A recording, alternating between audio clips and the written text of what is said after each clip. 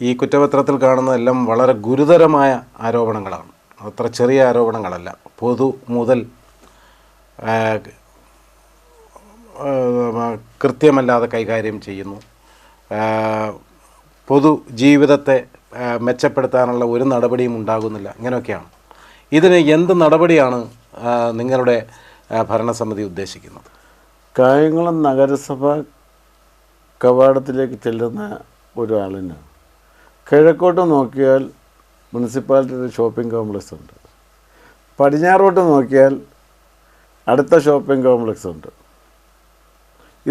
ഈ രണ്ട് ഷോപ്പിംഗ് കോംപ്ലക്സിൻ്റെ നടുവിലാണ് കായംകുളം നഗരസഭാ കാര്യാലയം നിൽക്കുന്നത്. ഈ നഗരസഭാ കാര്യാലയത്തിന് കിഴക്ക് നിൽക്കുന്ന ഒരു 40-50 വർഷം മുമ്പുള്ള കെട്ടിടമാണ് ആനന്ദ് ബേക്കറിയൊക്കെ നിൽക്കുന്ന കെട്ടിടം. കഴിഞ്ഞ കുറേ വർഷങ്ങളായിട്ട് അത് യാതൊരു മെയിൻ്റനൻസും ഇല്ലാതെ കിടക്കുന്നൊരു കെട്ടിടമാണ്. അതുപോലെ തന്നെയാണ് തുണ്ടത്തിൽ കുഞ്ഞുകൃഷ്ണപിള്ള സ്മാരക കെട്ടിടവും. ഇതിന് 2015 ഞങ്ങളിതിൻ്റെ മെയിൻ്റനൻസിന് വേണ്ടി പണം വെച്ചിട്ട് LDF നഗരഭരണം വന്നപ്പോൾ ആ പൈസ ഒഴിവാക്കി, അത് മറ്റ് വകമാറ്റി ചെലവഴിച്ചു. നഗരസഭയോട് ചേർന്ന് 60-65 വർഷം പഴക്കമുള്ള നഗരസഭയുടെ ഫസ്റ്റ് ഫ്ലോറിൻ്റെ മേൽഭാഗം ചോർന്നൊലിക്കുകയാണ്. അവിടെ 10 ലക്ഷം രൂപ മുടക്കി ആ കെട്ടിടത്തിൻ്റെ ചോർച്ച മാറ്റാൻ അവിടെ ട്രസ് വർക്ക് നടത്തി. ആ ട്രസ് വർക്ക് നടത്തിയ സ്ഥലത്തേക്ക് കെട്ടിട നിർമ്മാണ ചട്ടങ്ങൾ ലംഘിച്ച് കിഴക്ക് ഭാഗത്തുള്ള ഷോപ്പിംഗ് കോംപ്ലക്സിനോട് ചേർന്ന് 25-30 ലക്ഷം രൂപ മുടക്കി ലിഫ്റ്റ് കെട്ടിടം സ്ഥാപിച്ചു. ഞങ്ങളതിനെ ശക്തമായി എതിർത്താണ്. ഇത് അനാവശ്യമായ നിർമ്മാണമാണ്, കെട്ടിട നിർമ്മാണ ചട്ടത്തിന് വിരുദ്ധമാണെന്ന് പറഞ്ഞിട്ട് അത് കേൾക്കാതെ ഭൂരിപക്ഷ തീരുമാനപ്രകാരം ആ കെട്ടിടം പണിതു. 12 ലക്ഷം രൂപ മുടക്കി ലിഫ്റ്റ് സ്ഥാപിച്ചു. അവിടെ ഞങ്ങൾ ട്രസ് ചെയ്ത് ചോർച്ചയ്ക്ക് വേണ്ടി ട്രസ് ചെയ്ത ഭാഗത്ത് ഏതാണ്ട് 1 കോടിയിലധികം രൂപ ചെലവഴിച്ചാണ് ശീതീകരിച്ച കൗൺസിൽ ഹാൾ ഉണ്ടാക്കിയത്.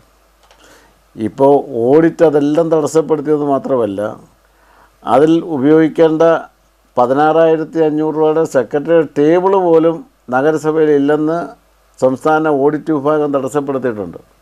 അപ്പോൾ ഏതാണ്ട് ഒരു 1.5-1.25 കോടി രൂപയുടെ ലയബിലിറ്റിയാണ് LDFൻ്റെ നഗരഭരണം നഗരസഭയുടെ കിഴക്ക് ഭാഗത്തൊരു ശീതീകരിച്ച കൗൺസിൽ ഹാൾ ഉണ്ടാക്കാൻ വേണ്ടി നഷ്ടപ്പെടുത്തിയത്. ഒരു സാഹചര്യത്തിലും അത് പ്രവർത്തിപ്പിക്കാൻ കഴിയില്ല, ലിഫ്റ്റ് പ്രവർത്തിക്കാൻ കഴിയില്ല. ആ ഭാഗം ഉപയോഗശൂന്യമായി ഇന്ന് നിശ്ചലമായി കിടക്കുകയാണ്. മുനിസിപ്പാലിറ്റിയിൽ തന്നെയുള്ള എഞ്ചിനീയർമാർക്കും അതിൽ ഉത്തരവാദിത്തമില്ലേ? തീർച്ചയായിട്ടും ഉണ്ടാകാം. കാരണം വഴിവിട്ട് പ്രവർത്തിക്കാൻ അവസരം കൊടുത്തിട്ടുള്ള ആളുകളാരും ഇതിൽ രക്ഷപ്പെടത്തില്ല. കാരണം ഇത് വളരെ ഗൗരവമായ, കാരണം നഗരസഭയുടെ 1.5 കോടി രൂപ നഷ്ടപ്പെടുത്തുന്നത് ചെറിയ കാര്യമല്ല. അതുകൊണ്ടാണ് കഴിഞ്ഞ 10 വർഷത്തെ ഓഡിറ്റ് ഞങ്ങൾ വിലയിരുത്താൻ പോവുകയാണ്. ഓഡിറ്റ് വിശകലനം ചെയ്യാൻ പോവുകയാണ്. അതാണോ അടുത്ത നടപടി? കായംകുളത്തെ സംബന്ധിച്ചിടത്തോളം എല്ലാ കാലഘട്ടത്തിലും ഭരണകക്ഷിയും പ്രതിപക്ഷവും മാറി മാറി എല്ലാം ഒതുക്കുന്ന ഒരു കാലം ഉണ്ടായിരുന്നു. ആ കാലം മാറി. ഇപ്പോൾ അത് ഞങ്ങൾ വളരെ സ്ട്രെയിറ്റാണ്. ഇടതുപക്ഷ ജനാധിപത്യ മുന്നണിയുടെ 10 വർഷക്കാലത്തെ പ്രവർത്തനങ്ങൾ വസ്തുതാപരമായി കായംകുളത്തെ ജനങ്ങളുടെ മുന്നിൽ അവതരിപ്പിച്ചുകൊണ്ടാണ് ഞങ്ങൾ UDF ഈ മാൻഡേറ്റ് നേടിയത്.